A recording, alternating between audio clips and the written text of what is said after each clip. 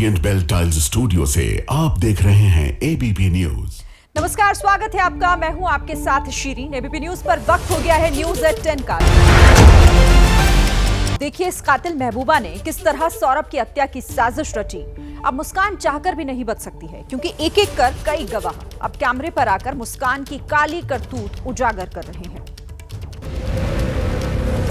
ये बात तो पूरा देश जान चुका है कि मुस्कान रस्तोगी और साहिल शुक्ला ने मिलकर सौरभ राजपूत को मार डाला।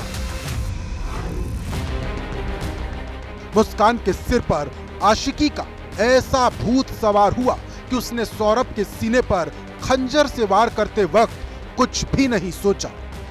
लेकिन इस केस की फाइल अभी बंद नहीं हुई है। अभी तो कई सवालों के जवाब मिलने बाकी हैं। अभी तो कई गवाहों के बयान दर्ज होने बाकी हैं। अभी तो कई सबूतों का मिलना बाकी है और अभी तो कई राज जिन्हें दफन करने की कोशिश की गई उनका सामने आना बाकी है।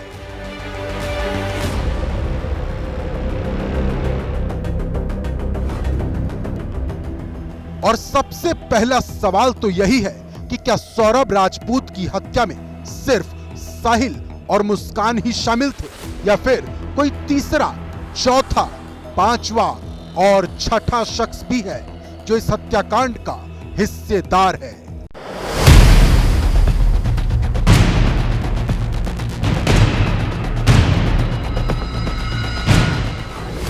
कत्ल के संदिग्ध किरदारों की बात करेंगे, लेकिन उससे पहले सबूतों और गवाहों से आपका परिचय करवाते हैं।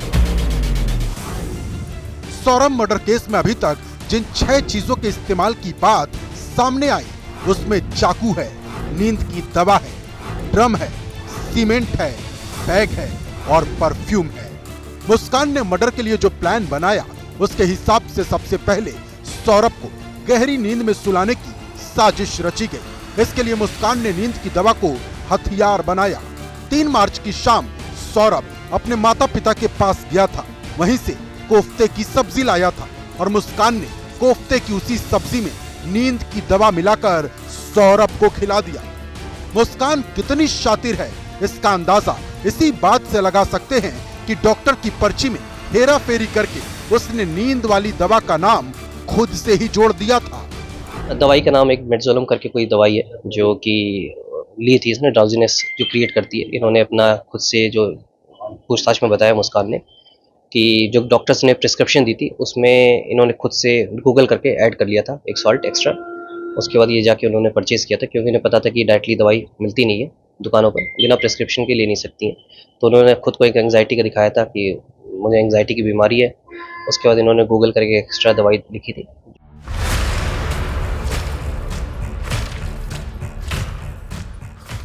मुस्कान और साहिल ने इस वारदात को अंजाम देने के लिए जिस दूसरे हथियार का इस्तेमाल किया वो है चाकू। खंजर के आकार का ये चाकू मुस्कान खुद बाजार से खरीद कर लाई थी और जिस सिंघल जी बर्तन वाले की दुकान से मुस्कान ये चाकू लाई थी वहां पहुंच गया एबीपी न्यूज। कि इसी दुकान से मेरठ के ब्रह्मपुर इलाके में शारदा रोड पड़ता है और इसी दुकान से मुस्कान आई थी और मुस्कान ने पहले ये चाकू देखने का काम किया, फिर ये चाकू देखा, फिर ये चाकू देखा और ये चाकू देखा। उसको समझ में नहीं आया क्योंकि उसके मन में कुछ और ही चल रहा था और आखिर में मुस्कान ने ये चाकू खरीदा था और इसी तरीके के चाकू से जो सौरभ है उसकी बेरहमी से हत्या की गई। पोस्टमार्टम रिपोर्ट में इस बात का खुलासा हुआ कि चाकू से पहला वार सीधे सौरभ के दिल पर किया गया और ये वार किया खुद मुस्कान ने। सौरभ की मौत तो चाकू के पहले ही वार में हो गई, लेकिन फिर भी वो जिंदा न बच जाए इसके चलते लगातार उसके दिल पर 3 वार किए गए। पोस्टमार्टम रिपोर्ट आ चुकी है, उसमें लेफ्ट साइड में चेस्ट के निपल के नीचे 3 इंसाइज्ड वुंड है जिससे इनकी मृत्यु हुई है। उसके अलावा जो गर्दन पे जो काटने का निशान है, जो कलाइयाँ काटने के निशान है, वो डॉक्टर ने उसमें अंकित किया है। ये काफ़ी बड़े चाकू हैं और इन चाकू की आप धार देखिए कि जो धार है वो भी ऐसी है कि बहुत ज़्यादा, और ये आगे से इतना नुकीला भी है। और इसी तरीके से जो मुस्कान है और सौरभ ने ये चाकू पकड़ के और उसके सीने में इस तरीके से कई बार चाकू घोपा। 2 चाकू लेकर गए थे और ये वो 2 चाकू हैं इसी तरीके के कि जिनसे सौरभ का कत्ल करने की प्लानिंग की गई थी। 100 रुपए के इन 2 चाकुओं से ही मुस्कान ने अपने जीवन साथी को मौत के घाट उतार दिया। ये ऐसे चाकू हैं जिनसे फल काटे जाते हैं, लेकिन मुस्कान ने अपने ही पति का गला काट दिया। चॉपिंग बोर्ड पर काफ़ी चलते हैं चाकू इस तरह की। ये जो सब्जी काटने का बोर्ड आता है इसी पर काम आते हैं, इस्तेमाल ही है। अच्छा, फ्रूट नाइफ है इसका। तो ये तरबूज है, बड़े फल होते हैं आपके, खरबूजा होता है। यानी तरबूज और खरबूज काटने वाले चाकू से मुस्कान ने अपने पति के 15 टुकड़े कर दिए। सौरभ के शरीर के 15 टुकड़े करने के बाद अब प्लानिंग का अगला कदम था शव को ठिकाने लगाना। इसके लिए मुस्कान ने ऑनलाइन 2 बैग खरीदे। एक बैग में कटा हुआ सिर, हाथ के पंजे और बाकी के कुछ और टुकड़े रखे। कहा जा रहा है कि ये बैग साहिल अपने साथ लेकर कमरे पर चला गया, जबकि दूसरे बैग में मुस्कान ने धड़ के कटे हुए हिस्सों को भरा और जिस बेड पर वो सोती थी उसी बेड के बॉक्स में उसे डालकर बंद कर दिया।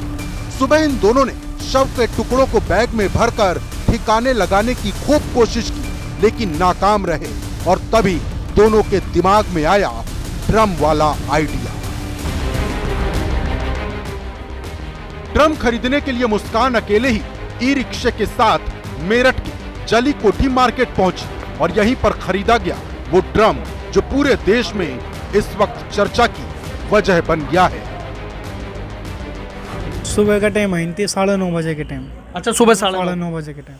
अच्छा, कुछ तारीख ध्यान हो आसपास?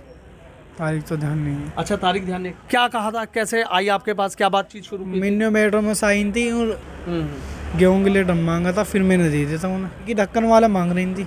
1100 का बताया था, 1100 ही लिया। ड्रम बेचने वालों ने यह भी खुलासा किया कि मुस्कान बड़े साइज का ड्रम ढूंढ रही थी ताकि शव के टुकड़ों को आसानी से ठिकाने लगाया जा सके। 250 लीटर है, 200 लीटर है, बहुत सारा आइटम है। 50 लीटर है, 70 लीटर है। वो कितने वाला ले गए? सभी तरह का है। वो 250 वाले ले गए। अच्छा, चूंकि बड़ा था इसलिए। जी जी। अच्छा, क्योंकि ड्रम तो जो है ये तो दूध वाले ज़्यादातर हमारे जो इस्तेमाल में आते हैं, दूध वाले ले आते हैं, पानी वाले ले आते हैं, अचार वाले ले आते हैं और जी टंकी के लिए पानी भर के रख लेते हैं, कहीं पीने के इस्तेमाल में आते हैं। अब ये पहली बार देखने को मिला है कि मतलब इसमें वो लाश के लिए ले गए। ड्रम में सीमेंट इस कदर जम चुका था कि उसे हिलाने के लिए कई पुलिस वालों को ताकत लगानी पड़ी। ये मुस्कान का ही घर है जहां से पुलिस ने ड्रम जब्त किया। ये वीडियो मुस्कान के पड़ोसियों ने बनाया है। ड्रम को पुलिस सीधे पोस्टमार्टम हाउस लेकर पहुंची। वहीं पर पहले उसे काटा गया, जम चुके सीमेंट के पत्थर के टुकड़े किए गए और उसमें से सौरभ राजपूत के शरीर के अलग अलग हिस्सों को जोड़ा गया। 30 साल के कैरियर में तो अभी तक मैंने ऐसा कोई केस देखा नहीं है। तो ये अनोखा केस है, अलग तरीके का केस है। इस तरह पहले मैंने सुना भी नहीं है और देखा भी नहीं। इस केस में साहिल और मुस्कान ने जिस 5वीं चीज का इस्तेमाल किया वो है ये बिखरा हुआ सीमेंट। घर में जब मुस्कान सीमेंट की बोरियां लाई थी तभी लोगों को शक हो गया कि दाल में कुछ काला है। हालांकि शातिर मुस्कान ने लोगों को बरगला दिया और ये कहकर निकल गई वो घर में मरम्मत का काम करवा रही है। हालांकि सीमेंट कहां से खरीदा गया और सीमेंट की बोरियां कहां हैं ये अभी तक पता नहीं चल पाया है। इसके अलावा साजिशकर्ता मुस्कान और साहिल ने परफ्यूम का पूरा डिब्बा ही खरीदा था। ये डिब्बा साहिल के कमरे से बरामद हुआ है। परफ्यूम का इस्तेमाल इस वजह से किया गया ताकि सड़ रहे सौरभ के शव की दुर्गंध घर से बाहर ना जाए। हालांकि ये सारी कोशिशें नाकाम रही और मुस्कान के साथ साथ साहिल भी पुलिस की गिरफ्त में आ गया।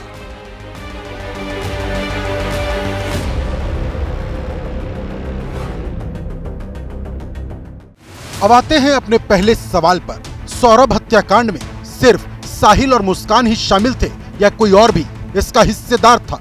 इस सवाल को गंभीर बना दिया है सौरभ के परिजनों ने।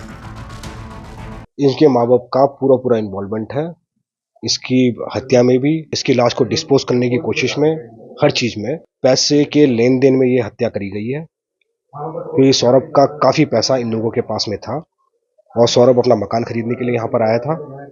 यानी सौरभ के घर वाले मुस्कान के उस माँ बाप पर संदेह जता रहे हैं जो घटना की सच्चाई सामने आने के बाद कैमरे के सामने आए थे और अपनी ही बेटी को फांसी की सजा देने की मांग की थी। लेकिन सौरभ के परिजनों का दावा कुछ और ही है। 6 महीने के अंदर अंदर ही इन्होंने घर भी ले लिया, कार भी ले ली, फोन भी ले लिया, एक से एक, और ज्वेलरी वगैरह भी जो भी है सब ले लिया। 6 महीने के अंदर कौन ले लेगा भाई? इतना बड़ा जिगरा तो हमारे में नहीं है। वही पैसा मेरे भाई ने पैसा वापसी मांगा होगा, तो उसी चक्कर में जो है इन सब ने मिलकर मेरे भाई को मारा। अब सौरभ के परिजन हाथों में तख्तियां लेकर दोषियों को फांसी के फंदे पर चढ़ाने की मांग कर रहे हैं।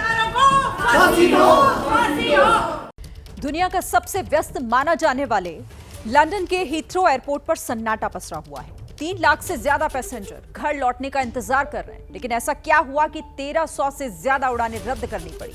हीथ्रो एयरपोर्ट के पास हुआ अग्निकांड कैसे ब्रिटिश प्रशासन के लिए एक चुनौती बन गया है, ये रिपोर्ट देखिए।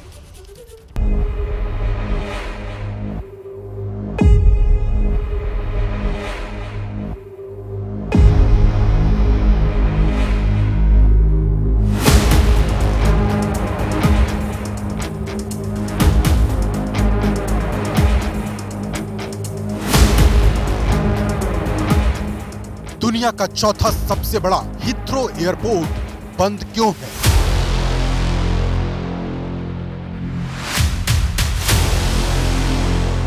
यूरोप के सबसे बिजी रहने वाले इस एयरपोर्ट पर विमानों की इतनी लंबी कतार कैसे लग गई?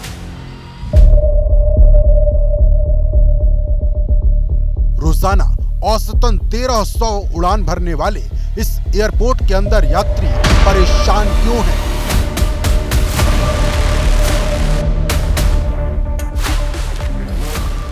दुनिया का मोस्ट कनेक्टेड हवाई अड्डा कहे जाने वाला हीथ्रो एयरपोर्ट का रनवे खाली है। विमानों की लैंडिंग और टेक ऑफ पर ब्रेक लग गया है। चारों ओर सिर्फ सन्नाटा पसरा है। हीथ्रो जाने वाले सारे रास्ते बंद कर दिए गए हैं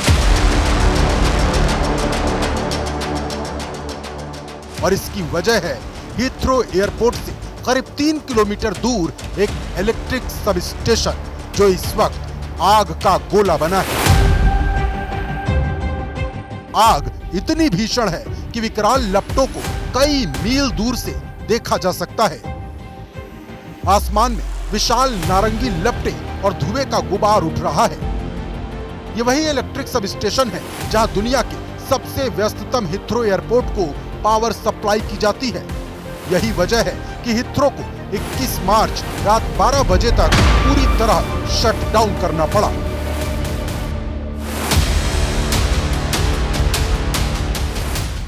एयरपोर्ट पर फंसे मुसाफिरों का बुरा हाल है। आग की वजह से हीथ्रो एयरपोर्ट के साथ आसपास के 16,000 से ज्यादा घरों की बिजली गुल हो गई, जिसे बहाल करने की कोशिश की जा रही है। 120 से ज्यादा उड़ानों को दूसरे हवाई अड्डों पर डाइवर्ट करना पड़ा। शुक्रवार तक 1351 उड़ानें हीथ्रो पर लैंडिंग और टेक ऑफ करने वाली थी। भारत से भी एयर इंडिया की 6 से ज्यादा विमान रोजाना हीथ्रो के लिए उड़ान भरती हैं। अब एयर इंडिया ने एक बयान जारी कर कहा कि मुंबई से लंदन हीथ्रो जाने वाला AI-129 विमान मुंबई लौट रहा है और दिल्ली से आने वाला AI-161 विमान फ्रैंकफर्ट की ओर मोड़ दिया गया है।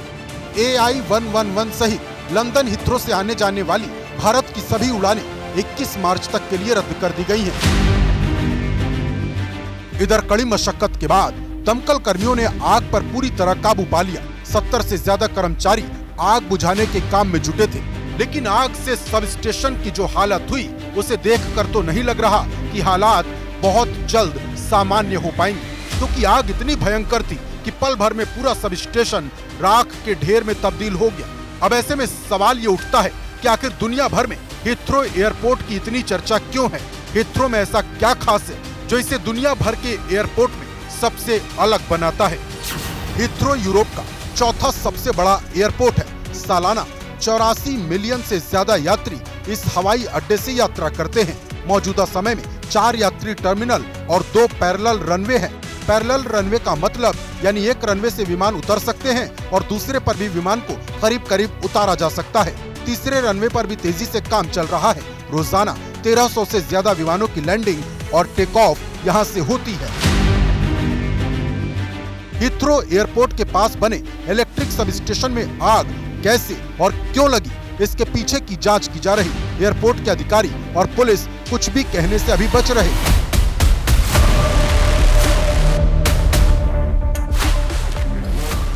ब्रिटिश पुलिस इस पूरे घटनाक्रम को अब साजिश के एंगल से भी देख रही है। ब्रिटिश पुलिस का आतंकवाद निरोधी दस्ता एक्टिव हो चुका है। हालांकि पुलिस की शुरुआती जांच में गड़बड़ी का कोई संकेत नहीं मिल रहा। साल 2013 में भी हीथ्रो एयरपोर्ट को अलकायदा आतंकी संगठन से धमकी मिली थी। लंदन पुलिस को जो खुफिया रिपोर्ट मिली उसके मुताबिक अलकायदा लंदन से उड़ान भरने वाली एयरलाइंस पर हमले की साजिश रच रहा था। हालांकि इस बात को 12 साल से ज्यादा बीत चुके हैं, लेकिन अलकायदा जैसे खूंखार आतंकी संगठन की धमकी को लंदन पुलिस हल्के में लेने की गलती कभी नहीं करेगी, भले ही मामला 12 साल पुराना क्यों ना हो। बहरहाल एयरपोर्ट की बिजली बहाल होने में काफी ज्यादा समय लग सकता है। ऐसे में यात्रियों को सलाह दी जा रही कि वो ऑनलाइन कंफर्मेशन के बाद ही एयरपोर्ट के लिए रवाना हो। तुर्की के इस्तांबुल में इन दिनों लोग सरकार के खिलाफ प्रदर्शन कर रहे हैं। किसी तरह के सामाजिक समारोह पर पाबंदी लगा दी गई है। हालात इतने ज्यादा तनावपूर्ण हो चुके हैं कि मेट्रो स्टेशन तक बंद कर दिए गए हैं।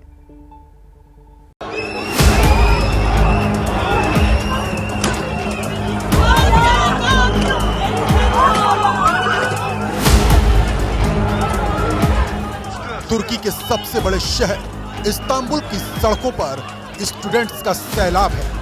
भीड़ इतनी ज्यादा कि तिल रखने की भी जगह नहीं, हाथ में बैनर और चेहरे पर गुस्सा।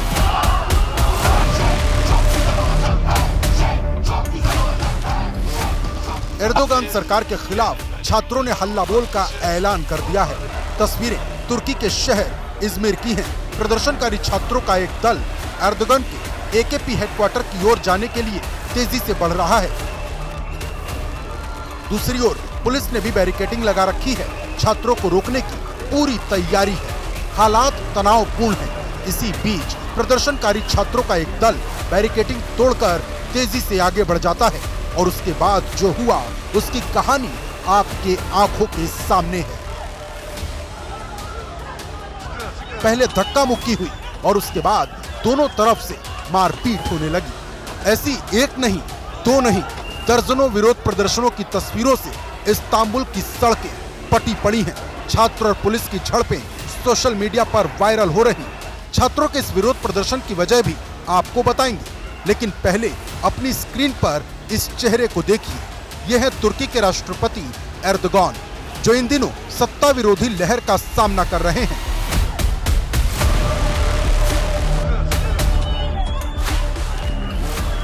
विवाद की वजह रिपब्लिक पीपल्स पार्टी के नेता इकरम इमामोअलू हैं, जिन्हें हाल ही में एर्दोगान ने गिरफ्तार कर जेल भेज दिया है। इकराम इस समय इस्तांबुल के मेयर हैं और विपक्ष के सबसे मजबूत चेहरे भी। 23 मार्च को एक सम्मेलन में उन्हें विपक्ष की ओर से राष्ट्रपति का उम्मीदवार बनाए जाने का फैसला हुआ था, लेकिन उससे पहले ही एर्दोगान ने उन्हें गिरफ्तार कर जेल भेज दिया, जिससे तुर्की की सड़क पर विरोध प्रदर्शन का उबाल आ गया। साल 2028 में तुर्की में चुनाव होने वाले हैं। ऐसे में इकराम इमामोअलू की लोकप्रियता एर्दोगान सरकार के लिए चुनौती बनी हुई है। बहरहाल तमाम विरोध प्रदर्शन के बीच देखना ये होगा कि चुनाव तक एर्दोगान अपनी कुर्सी बचा पाते हैं या नहीं। तो इसी के साथ न्यूज एट 10 में फिलहाल इतना ही।